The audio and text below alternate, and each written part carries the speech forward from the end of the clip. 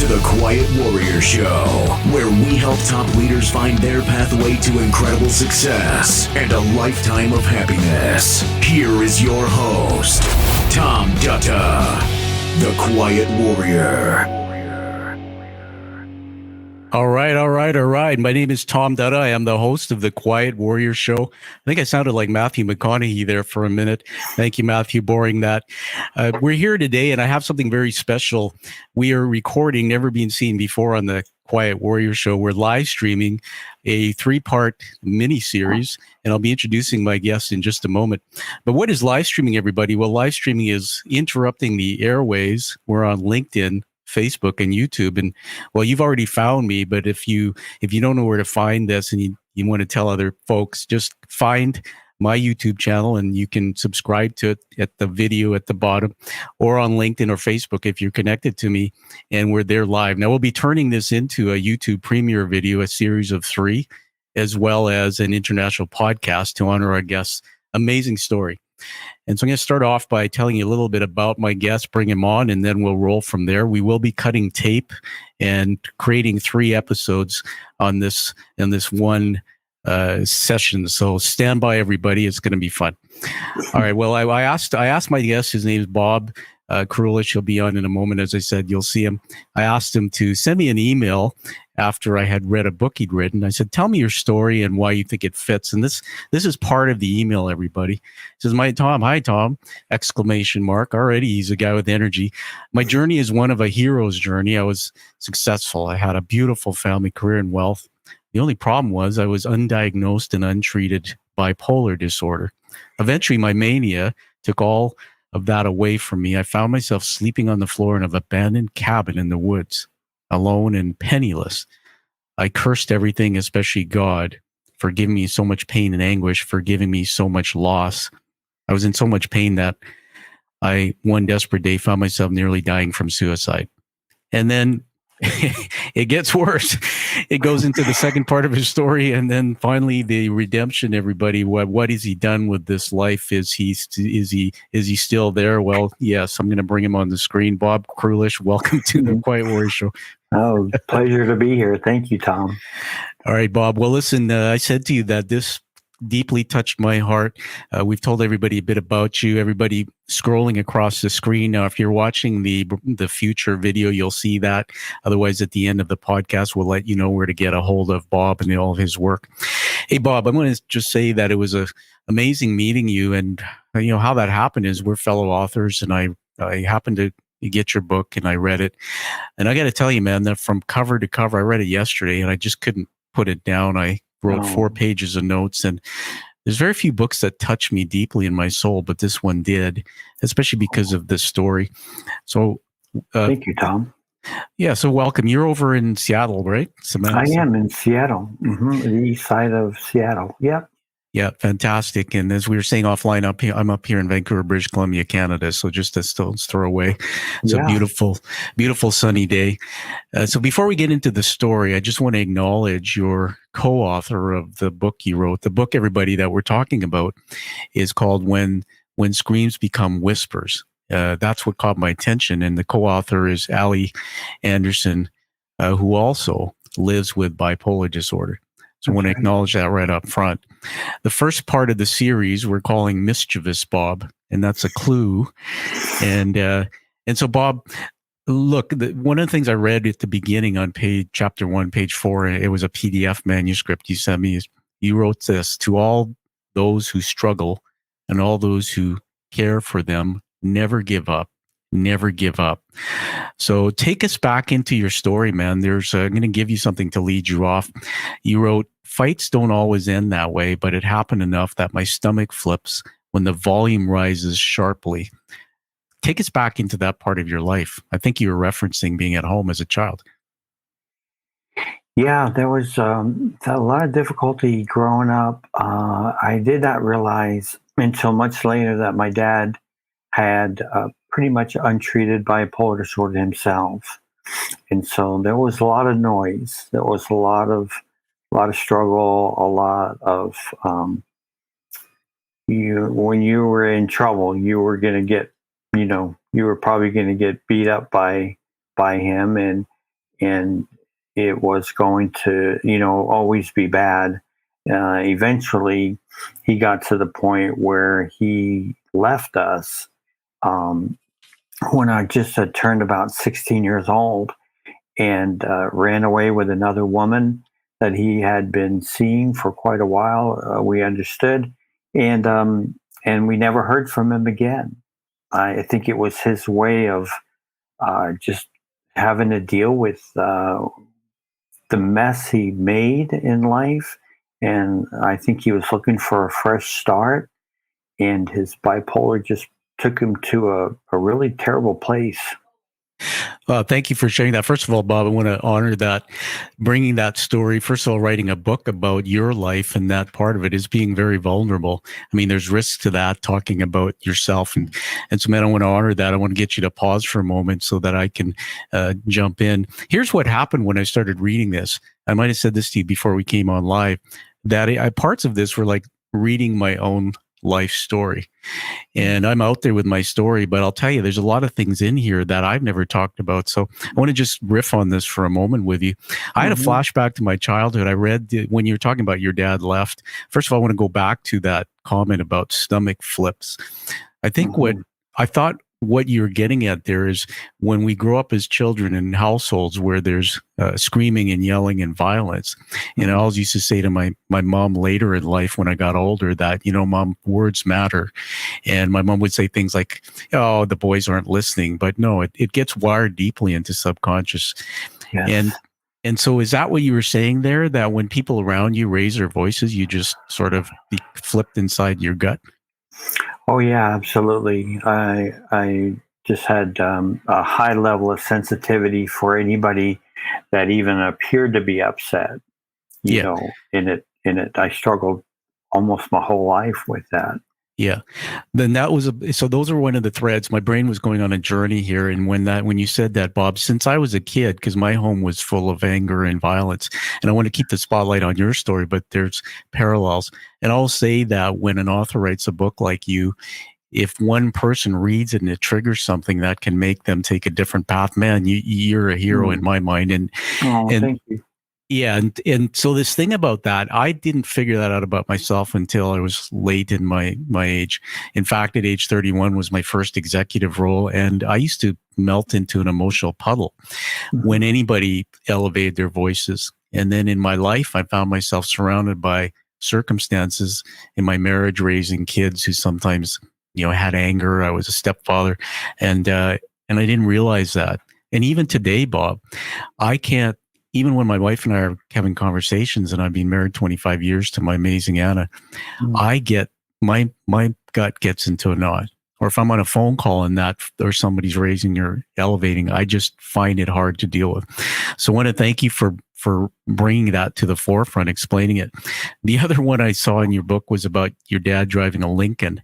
Hey man, my dad's was an old Cadillac, and your dad. I wrote down this on my paper. The Lincoln drove off and we were relieved. It was over for now. It appeared that as your dad left the house, I think somewhere in the book, and I'll give it back to you in a minute. I'm just bringing this all together for you to talk about more. There was some thought that maybe he was in the CIA because he disappeared. When my dad disappeared, he was going to the bars to drink with others, and he was always disappearing. And you mentioned about an affair. And I read the name Maureen in the book. Well, our household name was Annabelle. My father hadn't had affairs, and I came home from school one day and my mom had a towel wrapped around her head and she was on the phone. And this young girl called and said, Mr. Dutta comes to see my mom and I don't like it. And that's how I found out.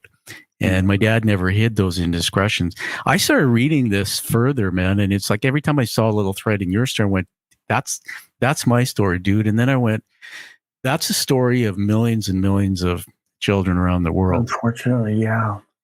So I want to dig back in and give it to you now on this point that you wrote, your dad at times called you names. His love came at a cost. There was a need to have high grades. You were the chosen one. He would use you to brag around the water cooler. Talk about a little bit about that and in terms of how that shaped you at this stage of your life, Bob. Yeah, that It was a very stressful part of my life where I was, I was named after him. I was a junior. I was the oldest one. I was, like I said, the chosen one. I was really held to a high standard of performance, especially in school. It became an obsession for me to get great grades. Um, Getting an A wasn't enough. Getting 100% on an exam was right. I get 95% on an exam and I'd be miserable. Um, and so there was this need for perfection, for really trying to get his attention, to vie for his attention all the time. And that came at the cost of my brother and my sister. They didn't really get a lot of attention from him because he gave me most of his attention when he was giving any of his kids any attention at all. Yeah, I again, let me jump in there. Thanks for deep diving on that, Bob. This is something that in the work I do as now as a coach with others. My background is, as you know, from my work as being business, leading people and companies. I kind of fell into that just by chance. But when I used to bring home my book reports, they used to have A++ on them sometimes, and I didn't realize till later when I started looking into this that, I said this in a TED talk I just did recently, that I was a self-worth chaser, not a success chaser. And I was really chasing something else. So I'm reading your book. It reminded me of that same thing, that the time I got attention from my dad when he wasn't, drunk and violent was really when I was overachieving. Right. And my brain at a young age, because you don't use your rational brain, I guess, until you're in your 15 or 20. You just don't have use of that. My brain didn't know the difference. Right. And it was wired deeply in me. And so when I read that in your story, there was another piece that jumped out at me. I just want to bring this so we can get people into the actual story and feel this. You said about college, I think you moved to Florida, but in college, man, you were somebody who was really driven. Fighter pilot training school, student senator. I mean, it looked like on the outside, this incredible, smart, talented guy who had all this stuff going for him.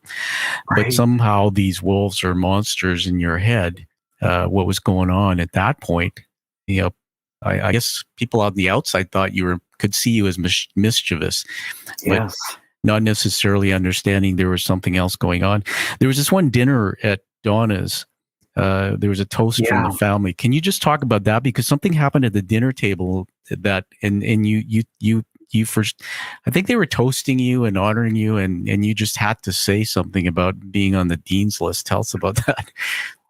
Yeah, I did a lot of bragging. It was like you said about self-worth.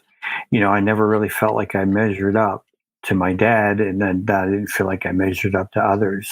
So any chance I had to brag, I would brag, and I made up stuff that really wasn't even true.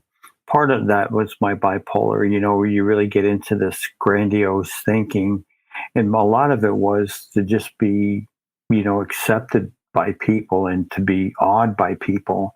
So I went into, what is a pilot program, training program in college.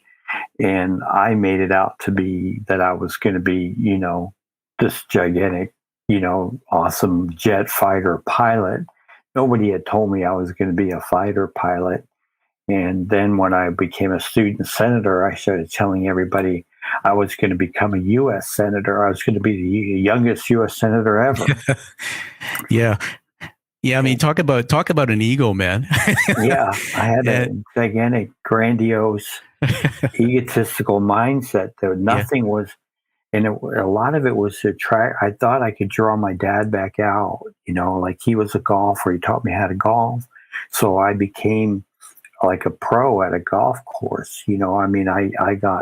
I everything I did was extreme, and I was just hoping that he'd respond like, oh my gosh, my son is so amazing. I gotta get back in touch with him. Yeah.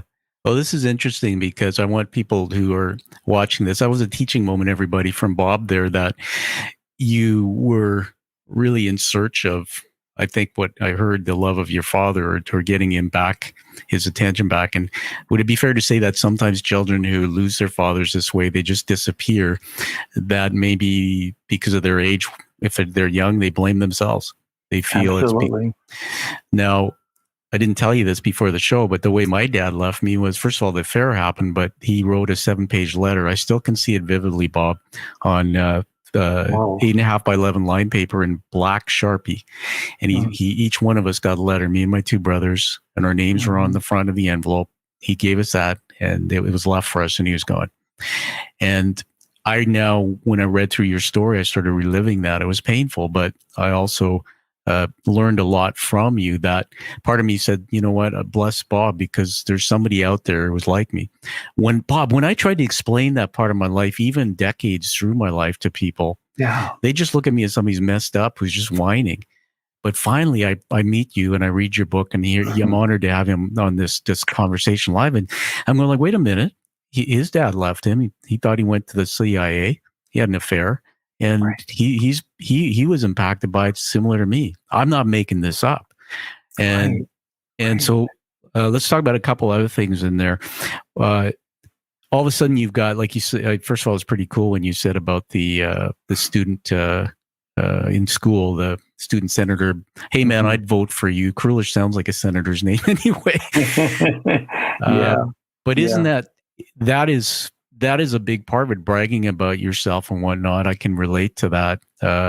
By the way, this is falling on my own sword, but when I tried out to do my TED Talk a few years ago, I failed. People don't know this, but I tried 3 times and I finally got it. Last year I did it. But when they first saw me, my coach after, because I hired a coach, I said, just tell me. She said, well, in the first few minutes, people didn't really like you. And I was just floored me. It was like a punch in the gut. And she said, well, you're not real. You're just trying to be something you're not. And I was talking about my book and my business and all that. And what I realized, and then now through finding my faith through God, that, like I saw you wrote there, Bob, that it's really about others. And and when you love yourself, from what you've taught me in the book, is you have to wake up, right, and love yourself. You don't need to brag. Something happened at school that led to some unfortunate events. Tell us about that.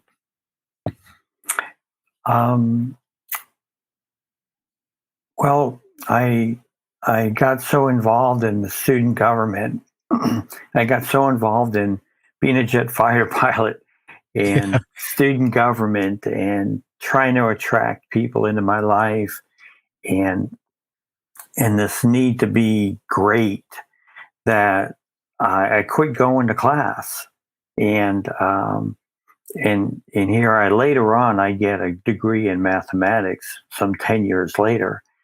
So that's how smart I am about math, but I'm flunking everything. I'm failing every course because I'm not even showing up anymore. I'm too busy running for senator. All right. I got to jump in there and have some fun with you. I love you, Bob, and your story, so you know I'm having fun with you. Okay. I mean, somebody when I was reading your book, I was saying, what are you pretending not to know, dumbass? You're not in class, so how do you expect to be great? Getting them to keep it. And everybody, I'm not going to give away all the details, but you were literally kicked out of school. I was kicked out. And I remember when I was reading how you were speaking about that, it was like you didn't get it. You're trying to convince the school that, hey, I was trying to be the best training pilot in the student government and all this. And they also called you something, Answer Key. Tell me about that. Answer Key. Yeah, I got that nickname because I would, when I did well in school, in both high school and in college, later on in life, I would make 100% on every test, especially in math. Yeah. And so I got this notion that I would just put as my name Answer Key, and I would be doing the professor a favor. You don't have to make an answer key. I'm giving it to you. That's hilarious. Known as Answer Key. Yeah, well, you know what? What a great nickname to have. I mean, that's a compliment. If anybody has that kind of wisdom, that's amazing. But I do. It appears that you were gifted in one way, that you had a high level of intelligence, and Mhm. that played out right in your career. So let me just jump back in here. So here we are, everybody, and there's, Bob grew up. He went through this journey. Very difficult at home with an angry father, and then his dad just disappeared, and that led him through to focus on achieving and trying to prove his own greatness. And then here you are in it was college, right, where you're Yes. kicked out of school. You move off campus, and there was somebody named Donna in your life. Yes. I think I read somewhere that you faked it with her, and you tell me about this weight you had on your shoulder about letting your mom down when those things happen.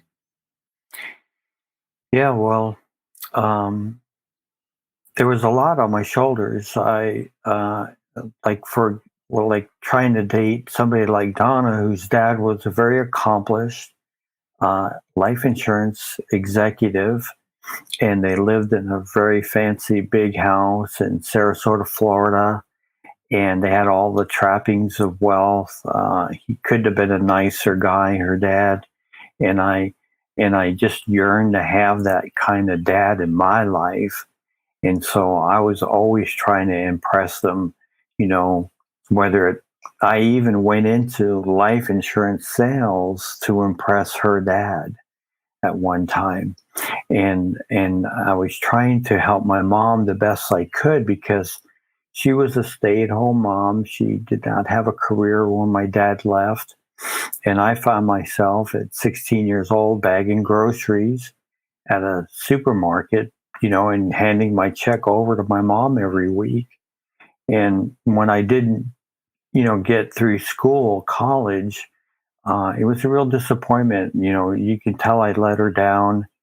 She was hoping for something much bigger from me. And at the time, she was the only person that really was there in my life for who I was, not who I pretended to be. Yeah.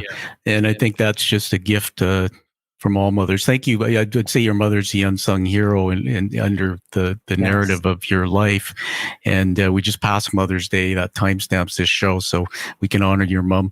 Wanted to just say something about that this weight you described having on your shoulder, about having to let your mom down. Everybody, this is a teaching moment. How many of us, when we're children and we get older, do we feel when we haven't achieved, that we're letting somebody down? And that is a huge amount of pressure mentally as well. And yet, if we raise our children with, well, I have children, Bob, to know that they're great, and it doesn't matter what their grades are. Of course it matters to try to do well, but we don't define them by the A++ or the size of the job or the paycheck. They're starting to say now, in the work I've been doing, and I went through cognitive behavioral therapy for my concussion. I slipped into depression over the last couple of years from my accident I had. I told you about that. Yeah. They're saying now that they're starting to reshape the way we teach children, that they're teaching parents to not say, don't do that, but to separate behavior from the child, to say things like, first of all, Bob, Dad loves you. The C- on the paper, I don't quite like that. Perhaps there's something you can do, or what could you do to make that better? It might open better opportunities later. So separate the two, because at a young age, kids can't understand the difference between I don't like you. I don't like the C-. They equate that to I don't love you. I don't like you. You're bad. Right. Amazing. Hey, Bob, I'm just gonna roll this forward, because we're getting to the end of time here. That the right-hand turn that I saw in the story at this point was you kicked out of school, but then you enrolled in the Army. Just tell us about that. And something happened to your knee, and then it all changed again. Tell us about that. Yeah, that was out of just pure desperation. They were going to give me $2,000 towards college, and for $2,000, I basically signed myself up for 6 years of Army Reserves and the full gamut of basic training and being trained for my job. And there was a point in time when I was having some knee problems before. When I was in high school, I used to do the stadium, run up and down the stadium to get in shape for my golf. And I kind of blew out my knee. And now I'm running around, in full fatigue uniform and carrying a rifle. And we're running, miles and miles and miles. And my knee just kind of blows out. But the drill sergeant doesn't want to have anything to do with it, thinks I'm just making crap up, and doesn't come over to look at my knee.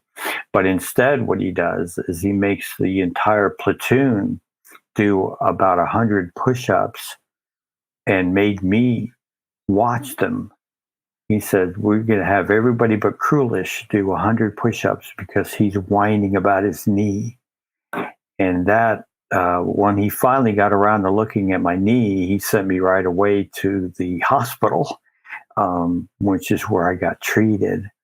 So it was a very difficult thing for me, because I was so at a loss for a dad figure, that I was actually drawn into the Army, again, trying to impress.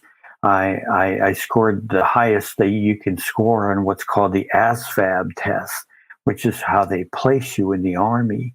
And they put me into where I was doing cryptography. I was actually breaking code because I had this mathematical mind. So it taught me that I had this special skill, but it was it just was an awful experience. And for $2,000, I'm not even sure I ever got the $2,000 either. Hey, getting in the Army and the $2,000 paycheck can attract anybody. We're getting to the end of time, but I want to wrap up just with a couple comments on that. Bob, thanks for sharing that part of the story, everyone. If you've just joined us, we're talking about living with bipolar, a 3-part series. This is part 1. And, part 1 is Mischievous Bob. And Bob's written a book called When Screams Become Whispers. More on that later. But, here he is at this stage and kicked out of school. I mean, this is a guy who's getting A+, top grades. Looks like he's on his way to become a senator in the school. He's a student government, and all of a sudden, it almost appears like you're tearing down your own success one after another. You're getting it, and you're gone. Your father left you, and you're still seeking and searching for something. And underneath all that, there's a hidden thread which we haven't talked about yet, which will be coming up. Leave it with this: that at the end of this part of the story, Bob wrote down that you return back into society a better version of yourself. In other words, after the knee injury in the Army and off the heels of Vietnam, I think there wasn't any fighting to do. So you came back into society. Like most of us, coming back into the world and feeling, I'm a better version of myself. I think things are good. So we're going to leave it at that, Bob. We're going to be coming back again with you. Would you come back for part 2 of the series? Yes.